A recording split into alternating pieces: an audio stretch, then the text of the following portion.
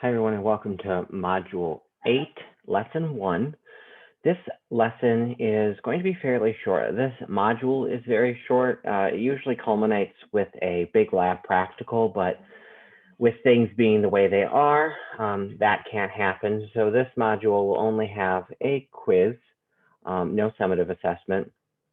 And a lot of today is just going to be vocabulary terms, and some might be familiar to you, some might not. So let's see, important vocabulary words with solution chemistry. So solutions are classified as homogeneous mixtures. In these solutions, you have a solute that is dissolved in a solvent. The solute is the thing that's being dissolved. The solvent is the thing that is doing the dissolving. So a homogeneous mixture looks as if it's all one phase, that is, everything has dissolved completely. A heterogeneous mixture has components that are easily separated. We talked about homo and heterogeneous mixtures at the beginning of the year, so these should be review vocabulary terms for you. Dissociation, we've talked about, is the process of breaking up a solid ionic compound into its hydrated ions. Hydrated ions are simply charged ions surrounded by water molecules.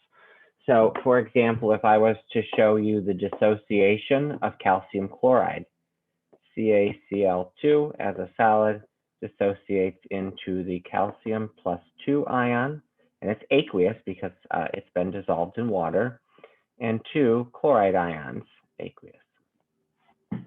Solvation is the process of dissolving a solute in a solvent, which can occur with ions or molecules. And remember, we talked about this also, like dissolves like. So polar things will dissolve in polar things. And the same nonpolar will dissolve in nonpolar. And remember, ionic can dissolve in polar, because we know things like water dissolve, or things like salt dissolve in water. So this picture right here is actually what's occurring when something dissolves, especially an ionic compound here. In this case, it's salt. You can see what happens is the water molecules basically surround and pull off the different ions. And you can see the positive sodium ions are surrounded by the negative oxygens in water. And then the chloride ions, the negative right here, are surrounded by positive hydrogen from water. So that's what's happening when things dissolve. Okay, so then solutions can come either saturated, unsaturated, or supersaturated. Saturated solutions can no longer dissolve any solute, and it has as much as it can hold. Unsaturated solutions are able to dissolve more, and supersaturated solutions occur when excess solute is added when heating a solution, and it is cooled without disturbing it. There is more solute dissolved than expected, and if you mess with it in any way, if you move it, if you add what's referred to as a seed crystal, so just one piece of the solid that's been dissolved, all of that extra stuff will precipitate out. So let's think about it as a sponge. An unsaturated solution would be like a dry sponge. A saturated solution, your sponge has soaked up as much liquid as it can. A supersaturated solution is when you pick up a sponge and it's like sopping wet and it's like water's dripping off of it. It's got more than it can hold. Okay. Look for a video below this video for a supersaturated solution. Okay, it's pretty interesting. I can't really describe it and to show you what happens, so I'm going to put a video down there. Okay, more terms. Electrolytes are compounds that conduct electrical current in an aqueous solution or when molten. Also, so that's basically the definition of an ionic compound. Strong electrolytes are compounds that dissolve to form separate ions. For example, salt. It completely dissolves to form sodium ions and chloride ions. Weak electrolytes are compounds that dissociate minimally. Example, anything that is slightly soluble.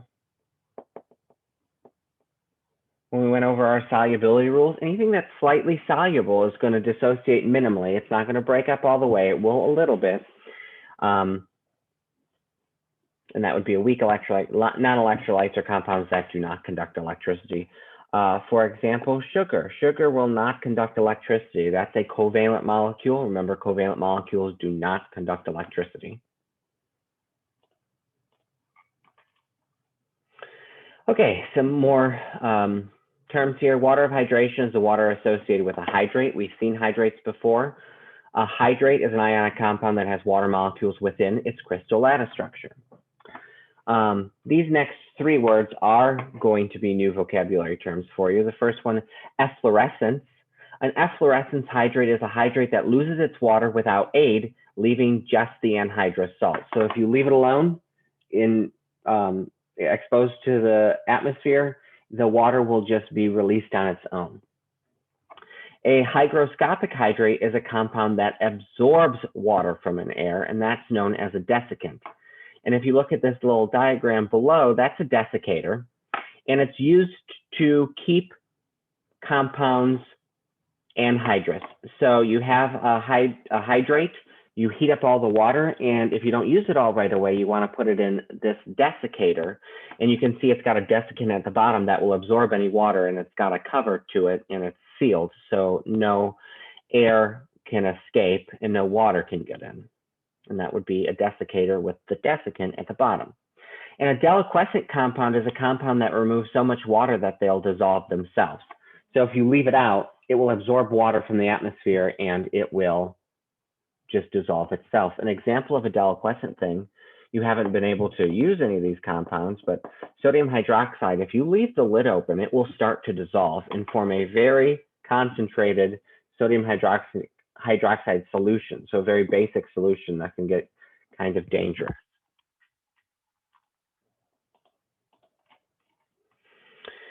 And then the thing we're going to focus on with this lesson here is going to be a solubility curve. So solubility is the amount of substance that's needed to make a saturated solution at a given temperature. How does the solubility change for a liquid? So for a liquid, and this should make sense to you, as you increase the temperature, you're going to increase the solubility. Think about, I don't know, sugar or salt. As you heat up the liquid that you're going to dissolve it in, you can increase the solubility. For a gas, when you increase the temperature of a gas, you actually decrease the solubility. Because what you can think about it, if you try to heat it up, those gas molecules are now going to have more energy and they're going to be able to escape. And so the solubility will actually decrease. So if you look at the solubility curve, one of these things should be a gas, and that would be this thing right here, because you see as the temperature increases, the solubility does decrease and then remain steady. And then another vocabulary term is miscible. If two things are miscible, that just means they'll dissolve into each other forever and ever. And an example of that's going to be water and alcohol. Those two things are miscible, so it doesn't matter how much you have of either one of them, they'll always dissolve. Now let's look at the solubility curve. The solubility curve here, temperature on the bottom, solubility in terms of grams of salt per in 100 grams of water. So when it is on the line, that means you have a saturated solution. If it's above the line, that means you have a supersaturated solution. And if it's below the line, you're going to have an unsaturated solution. So let's say I've dissolved 30 grams of salt at 10 degrees Celsius.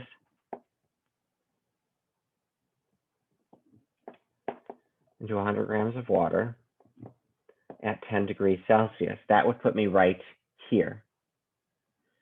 Well, I'm below that line, so that would make it an unsaturated solution.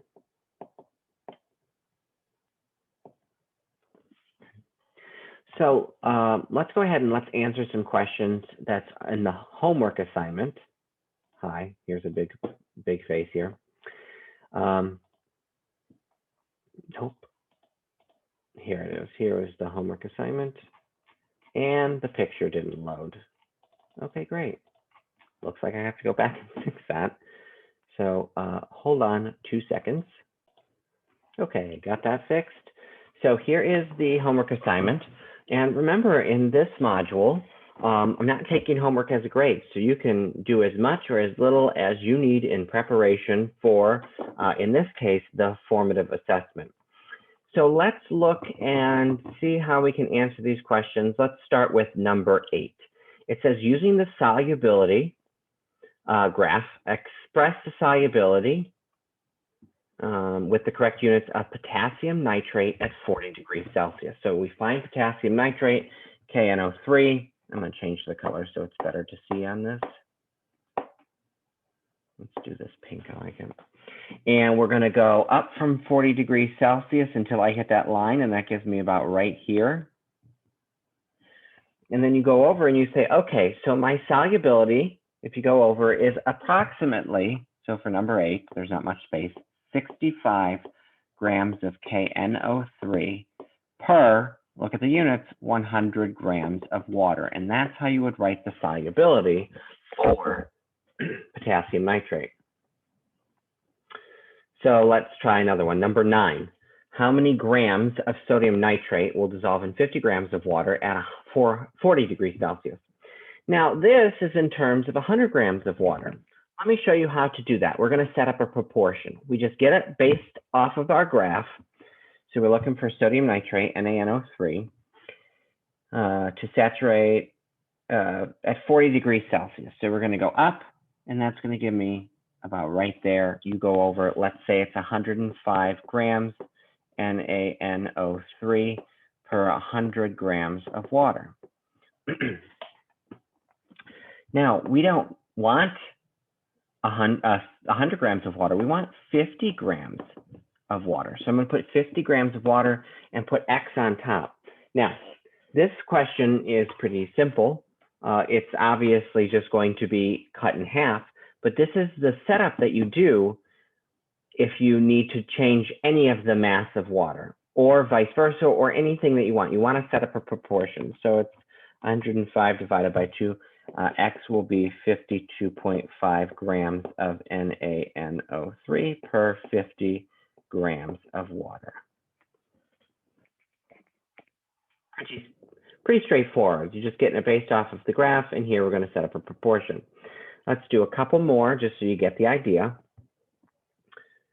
So 16, it says a saturated solution of potassium nitrate. So potassium nitrate, again, that's going to be KNO3 in 200 grams of water at 50 degrees Celsius. So at 50 degrees Celsius, my solubility for potassium nitrate is, what does that say, about 85 grams KNO3 per 100 grams of water. Now here it says it's 200 grams of water, so I'm just going to double it. So it's 170 grams of KNO3 per 200 grams of water, and that was at 50 degrees Celsius, is cooled to 20 degrees Celsius. So now we're going to go to 20 degrees Celsius. Based off of this, we'll go up, and it's going to be about right there. I'm going to say that's going to be 34 grams of KNO3 in 100 grams of water. So then what we have to do is we change it to 200 grams of water. And we're just doubling it, which gives me 68 grams of KNO3 in 200 grams of water. So how much will precipitate out? So if we started here and we're cooling it to that, how much will precipitate will just be the difference. So 170 minus 68, which gives me 102.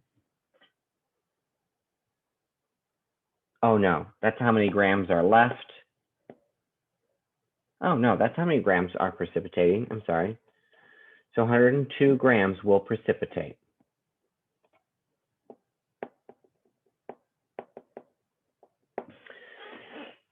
So if you're cooling a solution, they'll precipitate out. If you're heating it up, then it's going to be able to dissolve more. And it's really simple. Just take your two initial, see what the difference is, and that will tell you either how much more is dissolved or how much will precipitate out. And of course, you can change this. Again, the two I just showed you were pretty easy. It was cut in half or doubled, but it won't necessarily always be that. So please make sure you pay attention to the amount. Okay, so let me just clear this. And then pretty straightforward with the solubility curve. There's just a couple of more vocabulary terms, and that's it for this lesson. So some more heterogeneous mixtures that some vocabulary terms. So suspensions are mixtures in which particles eventually settle out due to a large solute. Think about that zesty Italian dressing that you might have in your refrigerator, and you know it's got the bits of onion and garlic and whatever else is in there. Well, you shake it up and it looks like they're suspended in there, right? But eventually, if you just let it sit, it will all settle out. That would be a suspension. Colloids are mixtures that aren't a solution, but they also don't settle out. For example, emulsions, which we've discussed previously, smoke, foam, gels like Jell-O, okay, clouds, those are all colloids. The Tyndall effect is the scattering of light due to particles of suspensions or colloids. So you can see here that I've got the Tyndall effect, the scattering of light in these two solutions. And it's easy to see that the light is able to travel more through the one on the left than the one on the right.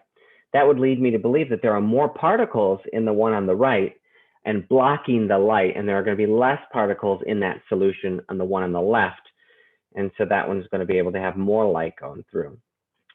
Brownian motion is the random motion of visible particles that reflect light. So if you think about, you plop down on your couch on a sunny day and you can see all the dust particles.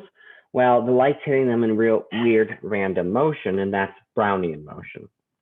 And then an emulsion is a substance, is two substances that are immiscible but remain suspended, and they're held together by an emulsifying agent. So immiscible just means they do not dissolve, the opposite of miscible.